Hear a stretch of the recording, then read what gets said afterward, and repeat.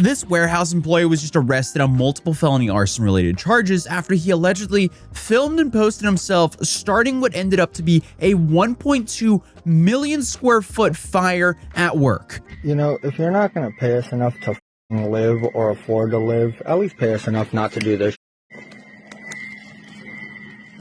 Buddy, how do you even come to the conclusion to think about doing this? Quit and get a new job at this point. Dude completely ruined his life. Also, probably destroyed the jobs of hundreds of other workers there. But obviously, things get so much worse for him because not only did he allegedly do all of this, no, he was intentionally filming his act for social media. Apparently, the suspect also compared himself to Luigi Mangione in a phone call to a witness. So I guess we can only assume he wants attention and he probably wants to be applauded for this. But regardless, it was pretty convenient for an arsonist that his target was a Kimberly-Clark distribution center where most of the products there were paper products. Because essentially, it was 11 city blocks of toilet paper, diapers, and Kleenexes, so all it took was one disgruntled employee and a lighter to light the whole place on fire, burn the whole place to the ground. A person has been arrested suspected of arson and is being held without bail. The warehouse, the size of 11 city blocks, is a Kimberly-Clark distribution center filled with paper products from familiar brands like Kleenex to Huggies diapers. Speaking of Kleenex, I need one because these pollen allergies are destroying me. And while many people can, I guess, understand the frustrations of the alleged arsonist, who is apparently 29-year-old Shamel Abdul Karim, when it comes to, you know, his wage and cost of living, but doing this is absolutely insane. Congratulations, you just destroyed your life. Plus, I mean, it's just so obvious that a lot of people are going to be affected by this, especially his coworkers. You know, the working class people who are likely paid the exact same amount as him. Then you also have the logistics chain and the company and whoever's insuring this, which I'm sure will somehow pass this down to the consumer. The only good news here, though, is thankfully no workers were actually harmed from this disaster. But the fire first broke out early morning Tuesday in an Ontario, California warehouse, and there were reported to be 20 people working that night, and thankfully everyone made it out safe and sound, except, well, you know, they all most likely lost their main and probably only source of income. And obviously, not only them, but also everyone else who works around the clock there. They're now suddenly out of a job because one guy decided to burn the whole place down. And to make things even worse, one article states there was several big rigs parked outside of the warehouse and they were also destroyed in the fire. Meaning people who just transport this stuff for a living and potentially even work for themselves had their livelihoods destroyed as well. Like, imagine all the miles you put on the road as a trucker just to pay off your Peterbilt 379 because that's the coolest truck on the road. And some moron then decides to burn down a warehouse that you're loading off of, and just like that, your whole truck goes up in smoke. So just keep in mind how many people this guy actually screwed over when he tries to act like he's doing an act of heroism here. There is nothing heroic about this. And of course, now you have all these firefighters that have to risk their lives to try to put this out as well. But once the fire had started, it only took 3 hours for it to become a 6-alarm fire, which I assume is really bad because on Wikipedia, I can only find a 5-alarm fire. So either this fire created a whole new category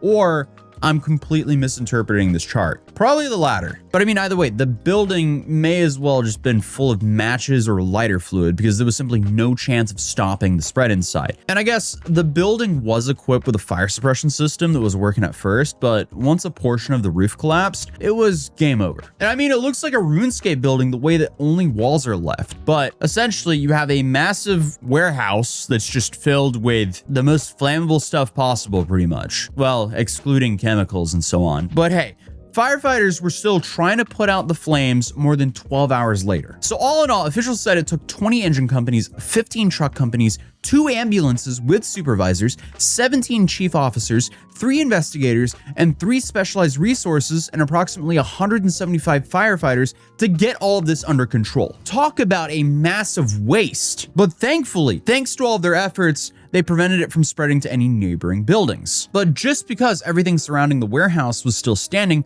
doesn't mean they didn't suffer any negative effects. Because everyone in this area was told to stay indoors due to poor air quality, and I'd bet a lot of the close neighboring buildings still ended up with some crazy smoke damages just from being this close. So I guess you can tack on even more completely innocent people that were allegedly affected by Chamel's stupidity.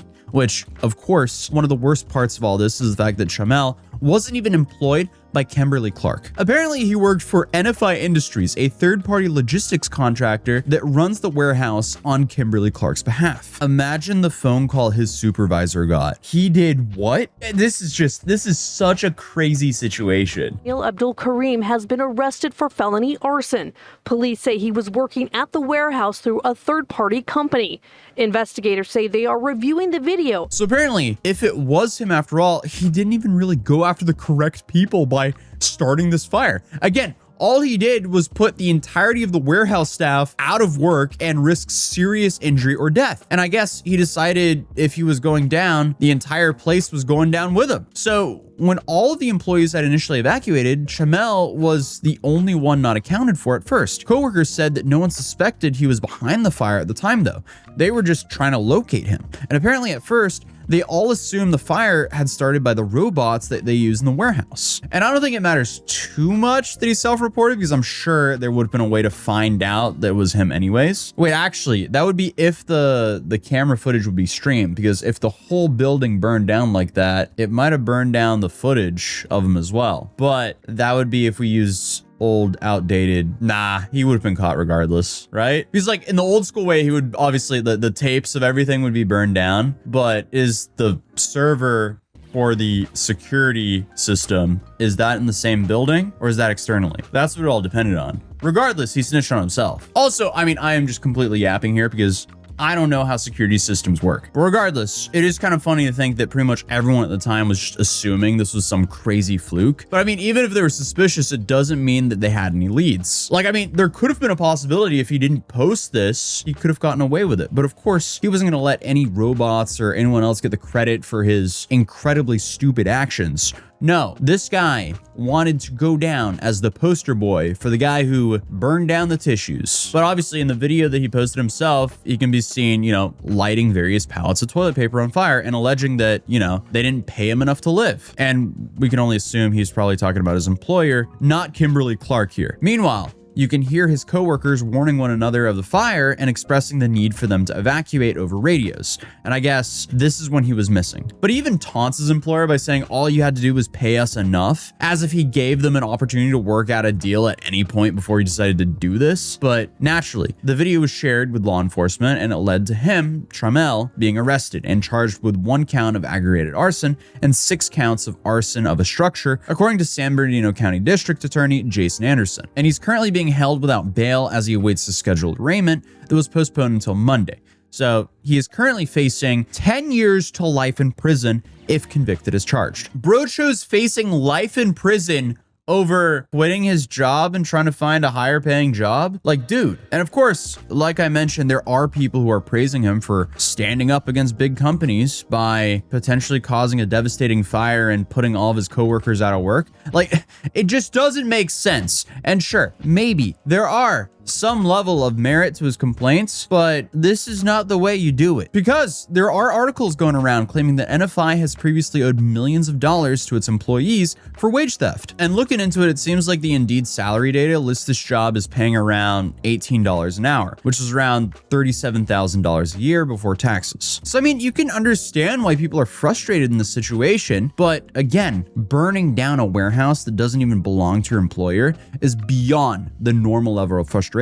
Companies are also often prepared for things like this to happen. Maybe not things exactly like this, but fires and disasters are planned for. And if anything, companies will get insurance payouts and use one of their other distribution centers, which once again leaves only his poor ex-coworkers in the wake of all this destruction. Hopefully it doesn't disrupt the Kleenexes though, because going through pollen season without Kleenexes would be awful. But I think this guy was like enough of a dumbass and narcissist to think that a whole bunch of people were going to rally up behind him and he was going to be essentially a martyr. But in reality, he's just a dumbass. Like, congratulations, dude. You completely destroyed your own life and you also ruined a whole bunch of other people's careers. Like, I don't know if this logistics company has other warehouses they work on, but I mean, this thing burned to the ground. They probably have other warehouse workers working at those. And if they don't, I don't know how close this would be. So the people living there would have to commute a long way just to have the same job. Like, this just sucks for everyone. But the dude is scheduled for an arraignment on Monday where the charges will officially be presented.